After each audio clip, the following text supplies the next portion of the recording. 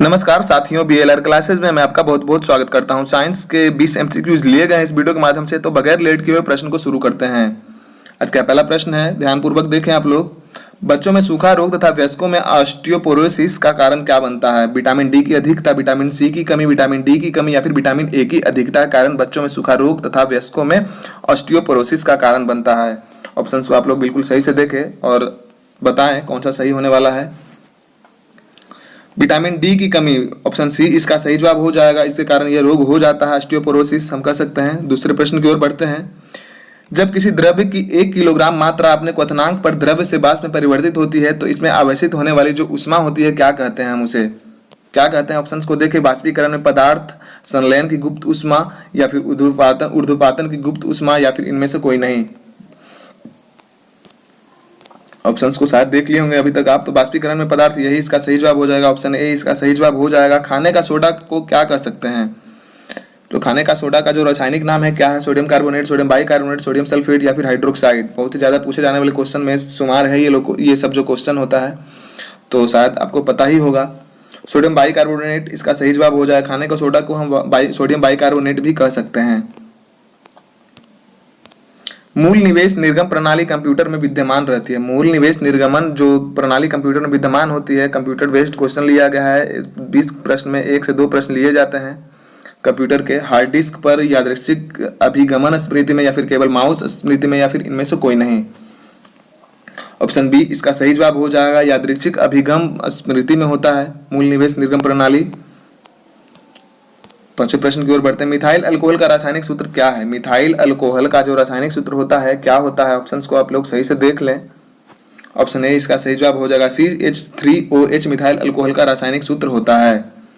हाइपरमाइट्रोपिया का अर्थ क्या होता है? जो हाइपरमाइट्रोपिया होता है उसका अर्थ क्या होता है? दूरदृष्टि दोष हम इसको कह सकते हैं, दूरदृष्टि दोष। ऑप्शन बी इसका सही जवाब हो जाएगा। किसी वस्तु का ताप किसका सूचक है? किसी वस्तु का जो ताप होता है किसका सूचक होता है? उसके अणुओं की कुल ऊर्जा का, उसके अणुओं की औसत ऊर्जा का, उसके अणुओं की कुल वेग का या फिर उसके अणुओं की औसत गति ऊर्जा का। सही से ऑप्शंस को देखें आप लोग। उसके अणुओं की औसत गति ऊर्जा का जो होता है, किसी वस्तु का ताप किसका सूचक होता है? तो उसके अणुओं की औसत की गतिज ऊर्जा के बराबर होती है। ऑप्शन डी इसका सही जवाब हो जाएगा। अगले प्रश्न की ओर बढ़ते हैं जो कि 8वें नंबर का प्रश्न है। थोड़े से लंबे लिए गए हैं इसके ऑप्शन। निम्नलिखित में से कौन सा कथन असत्य है? ऑप्शंस को देखें आप लोग कौन सा असत्य है।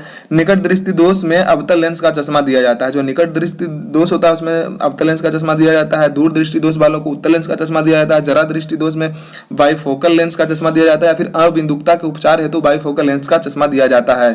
ऑप्शंस को बिल्कुल आप लोग सही से देख लें कौन सा होना चाहिए। बिल्कुल सही से देखें आप लोग।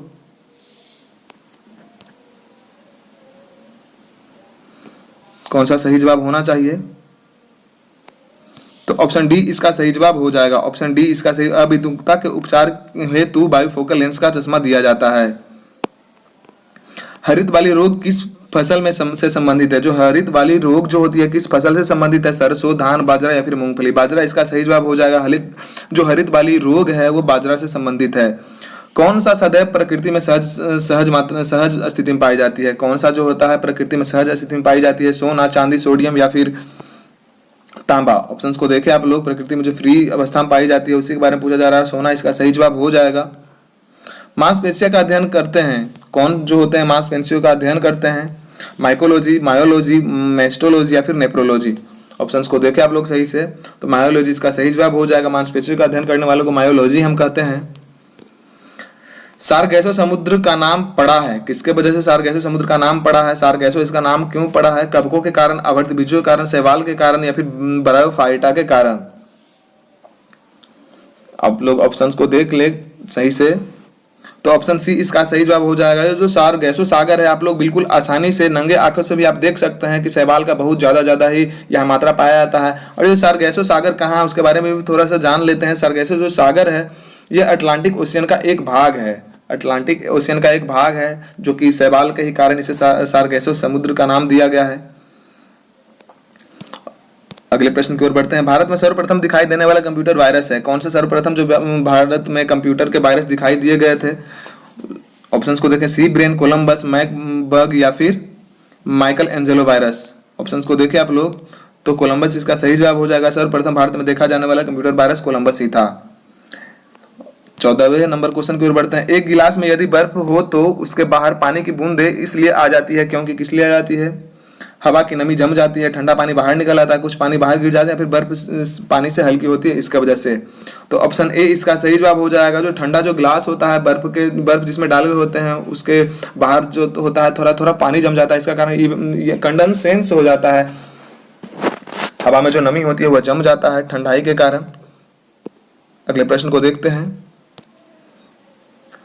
उड़ान के पहले हवाई जहाज दौड़ मार्ग पर दौड़ाया जाता है, किस लिए दौड़ाया जाता है? हवाई जहाज को उड़ने से पहले थोड़ा सा रन अप करवाया जाता है, किसके लिए? कार्यकारी वायुदाब घटाने के लिए, कार्यकारी वायुदाब बढ़ाने के लिए, वायुयान द्वारा भूमि के मध्य घर्षण बल को कम करने के लिए, या फिर डी ऑप्शन जो है वायुयान द्वारा भूमि के मध्य घर्षण बल को अधिक करने के लिए। ऑप्शंस को आप लोग सही से देख लें। ऑप्शन बी इसका सही जवाब हो जाएगा। कार्यकारी वायुदाब को बढ़ाने के लिए ऐसा किया जाता है।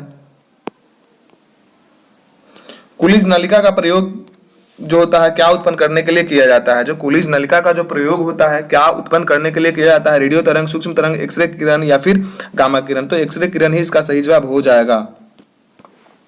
सबसे हल्की धातु कौन सी है? बिल्कुल ही आसान सा क्वेश्चन लिया गया। सबसे हल्की धातु मैग्नीशियम, लिथियम, प्लेटिनम या फिर डाल्टन? लिथियम इसका सही जवाब हो जाएगा। और सबसे हल्की धातु में शुमार है लिथियम। जीव विज्ञान शब्द का प्रयोग सर्वप्रथम किसने किया था? जो जीव द्रव्य नामक जो शब्द का जो सर्वप्रथम जो उपयोग किए थे, किसने किया था? अरस्तु ने, पुरकिंजे ने, वॉन मॉल ने या फिर लेमार्क तथा ट्रेविरेनस ने? ऑप्शंस को देखें आप लोग तो ऑप्शन डी ही इसका सही जवाब हो जाएगा। लेमार्क और ट्रेविरेनस ने ही सर्वप्रथम जीव विज्ञान का नाम लिया गया था उनके द्वारा। निम्नलिखित में से कौन सा एक हार्मोन है? कौन सा एक हार्मोन है? आरएनए, इन्वर्टेज, इंसुलिन, एस्कार्बिक अम्ल? ऑप्शंस को देखें आप लोग। इंसुलिन इसका सही जवाब हो जाएगा। इंसुलिन ही इसमें हार्मोन है। ऑप्शन क्वेश्चन अच्छे लिए गए हैं तो लाइक और सब्सक्राइब अवश्य करें, अपने दोस्तों के साथ में शेयर भी करें। अगले प्रश्न की ओर बढ़ते हैं। अदरक है, अदरक क्या है? रूपांतरित जड़, राइबोसोम, ट्यूबर या फिर बल्ब? ऑप्शंस को देखें आप लोग। राइबोसोम इसका सही जवाब हो जाएगा। राइबोसोम। आज के लिए सिर्फ इतना ही क्वेश्चन था दोस्तों, फिर मिलेंगे अगले वीडियो में। धन्यवाद, जय हिंद।